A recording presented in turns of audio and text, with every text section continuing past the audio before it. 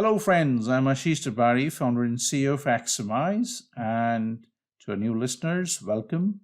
To our old ones, welcome back. Today in house, we have someone very exciting, someone who actually has nothing to do with formal verification or verification of hardware designs. But he's involved in a startup company which is doing a lot of interesting stuff around verification of software plagiarism. His name is Ted Miracco, and he's in-house, is founder and CEO of Cylynt. Hello, Ted. Welcome. How are you?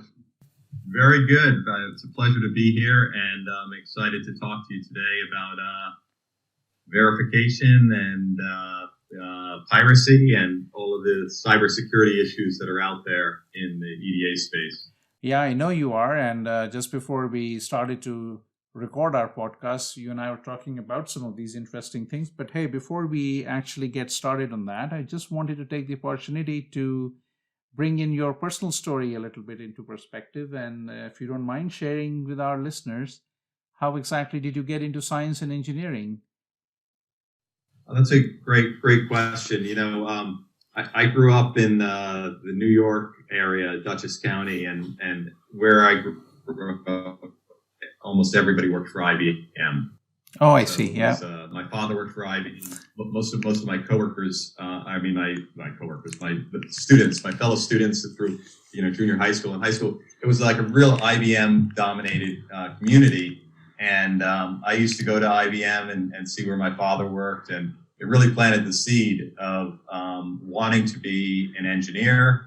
I was, fascinated by the early PCs and computers that were coming out, and it was kind of in my blood from a very early start. And then in terms of education, Carnegie Mellon was the hot school at the time. They were talking about every student would have a computer they'd have their own laptop computer, and I said that's the place that I wanted to go. So I went to Carnegie Mellon, and I focused on electrical and computer engineering, and then got into defense electronics along the way, and quickly moved into electronic design automation, particularly in the RF and microwave area, which was defense electronics, electronic warfare. All of that is it's all analog. It's microwave, RF, and so that's where I started doing design work.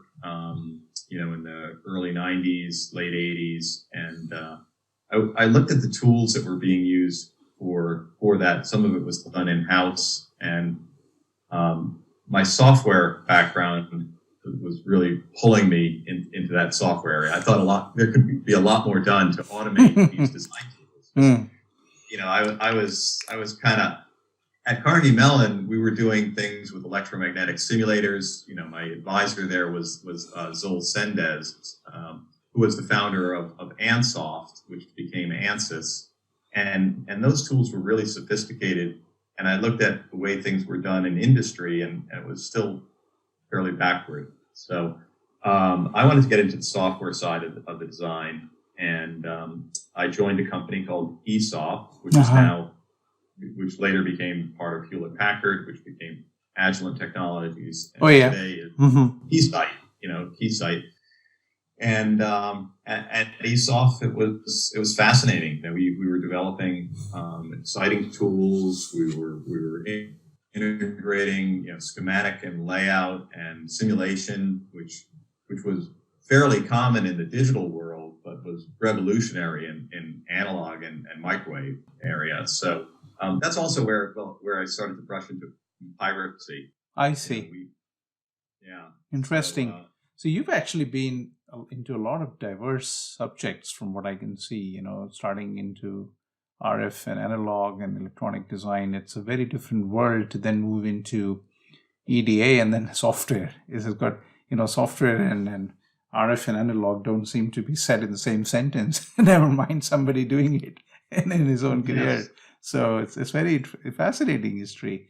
I was looking at your career profile, and I didn't think you were you had that many years behind you. Just looking at you, you look very young for this. But no, fascinating. So tell us about Cylynt then. I mean, I know you guys are into trying to catch thieves, right? Software pirates, as it were. That's definitely part of our mission. So, the mission is really to focus on protecting intellectual property. I mean, this is a huge, according to the IP Commission report, which came out in 2017, it's like a $300 billion problem, the theft of IP. It's in all the headlines. Software piece, so the IP Commission report, which our friends in Washington put together, it was a follow-up to a report that was done in 2013. And the head of that IP Commission, it's interesting because it all ties back to semiconductors, but Craig Barrett, the former CEO of Intel, was the head of that commission. And they looked at it from a broad perspective. They looked at not only software theft, but they were looking at counterfeit goods, everything from music, piracy, videos, counterfeit clothing. It really covered the whole spectrum of how much is the U.S. economy losing to theft of intellectual property, and they came up with a number of 300 billion. They said it could be as high as 600 billion, but it was a pretty broad range. But I don't think it's off target. I think that the methods were sound, and they also spoke a little bit about software IP theft or unlicensed use of software, which is really where Cylynt is focused. I see. And that also corresponds a little bit with, there's an organization out there called the BSA, the Business Software Alliance, that was started by Microsoft and Adobe, I believe, and some of the other large, software publishers. And they do an analysis, and they do a report every 2 years. And I believe their most recent analysis said it was around, 37 billion or 40 billion, 42 billion, in that range the last couple of years. Wow. Just the theft of software intellectual property. And that's what we focus on. And we don't focus on, we are a startup, and we have to pick our markets carefully. Having a background in EDA and having a, kind of a personal, just from a justice perspective, wanting to protect the engineering jobs that are out there from unfair competition, which is really how we got into this space, was how do we protect our customers from losing their jobs to other countries where they don't respect, intellectual property. And we did an analysis, so I again, kind of getting a little bit off track, but giving you a little history of is I co-founded another company, an EDA company called AWR. And AWR was doing RF and microwave software. Today they're part of Cadence. They were also part of National Instruments at one point in time when we sold the company. And we had a big piracy problem with the software, and we were selling a lot of licenses. Some of our favorite customers were people like you mentioned earlier, like Nokia and Ericsson and Loop Technologies. These were our core companies, Motorola, right? And they were downsizing their contracts because they were losing market share to companies like Huawei and ZTE and wow. Companies that were not, from our perspective, they weren't on our customer list. These companies were doing a lot of design work and coming out with a lot of cell phones and a lot of base stations and a lot of equipment that was impacting our large customers. And we knew we had a big piracy problem. We just didn't know how big it was. Wow. So, and we tried to protect it. We were using the Flexera license manager. The cracks would show up on the internet within days of us releasing the software. I see. Remarkable how quickly. And we had investors on our board of directors that were asking us, how big a problem is this? And I would stand there and say, it's big. And they're like, but how big? What percentage? And I'm like, I don't know. We have no idea. we just know it's a lot. We're selling a lot of software licenses into Europe, and we're selling a lot of licenses into North America. But in Asia, we're not selling much of anything. Yeah. Japan was somewhat of a market for us, but we weren't selling anything into Taiwan or Korea or China, Hong Kong. But we would do seminars. We would show up and we would do these seminars, and we would fill rooms with 300 people, and they would raise their hands and they were asking questions, and they knew everything about the software. They were asking questions like, so when I'm compiling a user-defined model and I get this error message, how do I fix it? I see. You don't have the license. What do you mean? How do you want me to fly across the Pacific and show up here and do the seminar and play tech support for you when I know you guys own 0 licenses? Wow. So it was an eye opener for us. But to kind of get to how we quantified it was we decided that we would put a feature in there, a check for update feature. And right. The check for update feature would just report back the serial number of the license file. Yeah. So that you could check, so you could cross-reference the serial number and see if the customer was on maintenance. Yeah. And when we did that, we discovered that the number that our board of directors was looking for was 60% piracy. Wow. So 40% of our customers were buying the software, and they were subsidizing the 60% that were stealing it. So this was your own software being stolen. Yeah, this was our company's software. This was our EDA platform for designing RF and microwave circuits. Yeah, this is way before Cylynt even got started. This was correct. This was around. We started implementing this program. I think it was around 2002. Wow. We put this feature in right around then, and we discovered that 60% piracy rate. And we also, then we started to look at the data, and we had a lot of data crunchers in our company, and we could put up pie charts that would show, the piracy rate in China at the time was over 99%. In Russia, it was 98. In Taiwan, it was 72. Korea was around 60. And it wasn't just limited to Asia. The U.S. had about a 20%, 25% piracy rate. All right. Europe had piracy rates that varied. Generally, the further south and the further east you went, the higher the piracy rate went. We had very high piracy in Spain and Italy and Turkey and Eastern Europe. I noticed you didn't mention India at all in any of that. Yeah, no, India definitely popped up on the radar. Yeah, it was a high piracy rate in India, not as high as Russia or China, but in that same kind of realm of like Taiwan, in that 70% piracy rate. Wow, still quite significant. The legal system in India is fairly decent, and there are ways to prosecute the legal system some of these countries, and I think that a lot of our clients, a lot of our customers in India for our tools it was government-sponsored research. So there was a higher level of integrity in some of those facilities. Because of the nature of the software being sold and the nature of the customer buying it, it was slightly easier naturally to control it as opposed to a commodity item which is being used by an average. So Ted, let's do a little more deep dive on this. So we're talking about piracy so far, right? But what about cybersecurity and the broader SaaS market intelligence segment?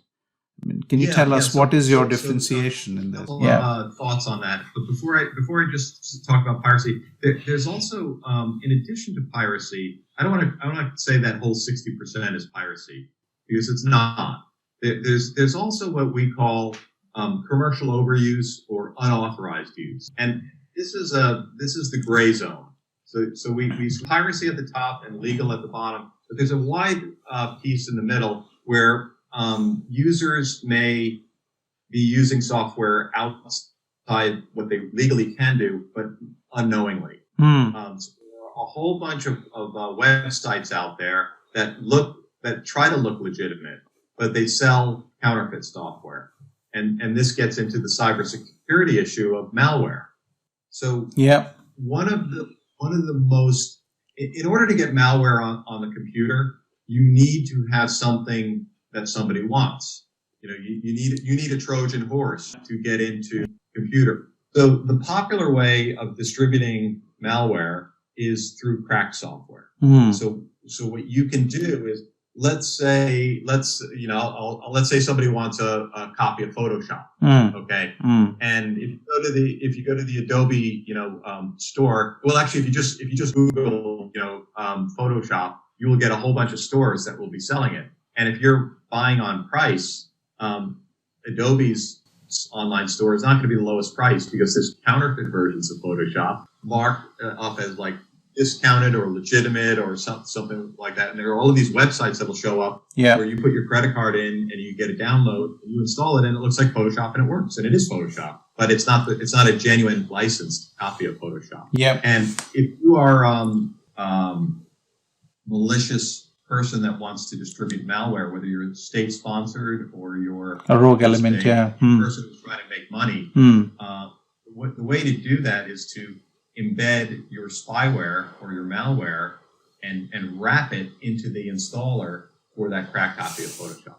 And this is how the WannaCry virus was distributed. So there was the Russians are probably behind it, or the North Koreans. There's a lot of speculation out there, but it looks like Russia was behind the WannaCry virus, focused at trying to undermine the Ukrainian government. So what did they do? They said, well, what accounting software do they use in the Ukraine? And there's a special piece of software, completely legitimate, completely, valid piece of software. People trying to run a decent, business. They embedded the virus into the ransomware into that accounting software, and they locked up all of these computers, and then it spread outside of the Ukraine. The things started to go all over the place, but these kind of things happen with malware, so people need to be conscious of the security, angles. When you're installing anything on your computer, you can be compromised. So that's the cybersecurity angle. So what we do at Cylynt is we try to detect when is the binary tampered with, when are the keys counterfeit. We build in security that backs. We're not a license manager. There's still Talus has the Sentinel license manager, one of the best out there. It's got pretty good security, and Flexera's got their license manager, which is fairly popular. All of those things can be cracked, right? But they offer a first level of security, and cybersecurity is all about defense in depth. Sure. So you can't just build a moat and keep people out. Yeah. People get across. You need layers of protection. Yeah. And Cylynt is the layer of protection that goes deep inside the software to look at the integrity of it and to see if the bits have been juggled and tampered with, and what's been modified, so that you can determine whether it's a genuine product or it's an altered product. So if I'm a software company, then I need to get a license server or a licensing management system in place, but also then harness your software to make sure that those things don't get compromised. And if this software that I'm selling, if it ever got compromised, then we could find it. And basically, you're like the ADT security alarms and the very shores of the world, whatever you want to call it. They're trying to actually silently monitor, right, what's going on if there is an intruder, right? Exactly. Right. Yeah, and that was part of the reason why we rebranded as Cylynt, is that we have described ourselves as a silent alarm for a long time, and we were originally, the company was founded as Smart Flow Compliance Solutions, and as we've grown and as we've evolved, we're doing more than just compliance. We're doing analytics, usage analytics. We are able to, especially in this age of the COVID pandemic and the new normal. Software companies, particularly on-premise software vendors, they need to be able to understand what their customers are doing and Correct. if their customers help. So our technology can help them understand their evaluations. They can help them understand their educational licenses. Are these educational licenses really being used for education, or are they being used for commercial purposes? And if you give somebody a 30-day evaluation license, are they actually using it? Most of the times I was certainly on the receiving end of the phone call where people would say, hey, I had the 30-day demo and I didn't get a chance. I was busy. I couldn't use it. Well, with Cylynt technology, you can tell whether or not that's exactly maybe they were using it every day, for the last 30 days, and maybe they're trying to finish up a project. And so Ted, just one quick question. Are these probing mechanisms you're building in your software, are they actually legal? Because you're actually trying to find out whether or not they were actually running the demo and not. So you're gathering more information than they might have signed up for. Or have they actually signed up for when they sign, I agree to the terms and conditions when they download a software? Yeah, that's a great question, Ashish. And we're huge proponents of data privacy and data security. And we're also very big believers in the legislation that's come out, like the GDPR and the California Consumer Privacy Act. And, Brazil has a cyber security law, and China has one now as well. There's been a lot of abuse in terms of collecting data. TikTok certainly all over the news these days. But Facebook is probably one of the worst, in terms of just gathering information on users, and you just kind of click when you install an app that they have the right to collect that kind of information, and it's not right. So with GDPR, there's a principle called legitimate interest. Yeah. Okay. Yeah. And, legitimate interest is different from consent, but it is something that needs to be very clearly explained. Noted in the license agreement. Yeah. So the license agreement basically says, look, if you're going to use this software, and let's just say somebody's going to use Design Compiler, for example. If you want to use Design Compiler, you agree that you're going to use it with genuine license files. And that's a legitimate request that a company like Synopsys can make, is that you're going to use the tool, you're going to use it with key codes that are provided by us. You're not going to go get key codes from a cracked website in Russia or Iran or China and use it. And if you do, we have the right to protect our intellectual property. Right. So the agreements that software companies are putting in place is that you want to only collect the minimum amount of information that you need to protect your software, and you only want to collect it under circumstances where the use is suspicious. Right. Okay. Questionable. Okay. So if you detect a key that's counterfeit, that's suspicious. Right. And that might trigger some sort of a protection mechanism in the software. Right. But if you're running it with a legitimate license, then okay. It's not going to collect anything. Yeah. So that's kind of one of the lines.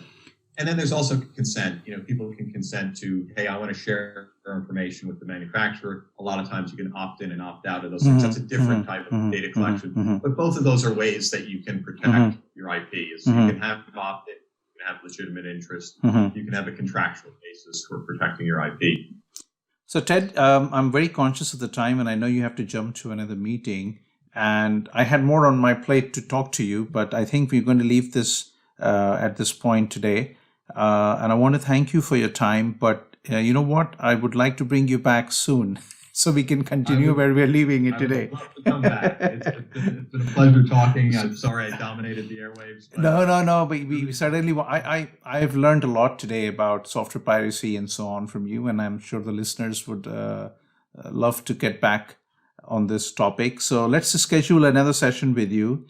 But today, for now, I would like to thank you very much to take the time out and share all of these pearls of wisdom. As I would say, it's very unusual to find someone with your experience being able to explain in a layman term to everybody. So thank you very much, Ted, for coming in today. Thank you, Ashish. I'd love to come back. I'll talk to you soon. Thank you very much. So friends, I hope you liked what you heard today. Please subscribe to our YouTube channel and let us know what you would like to hear about. And we'll continue to stay connected.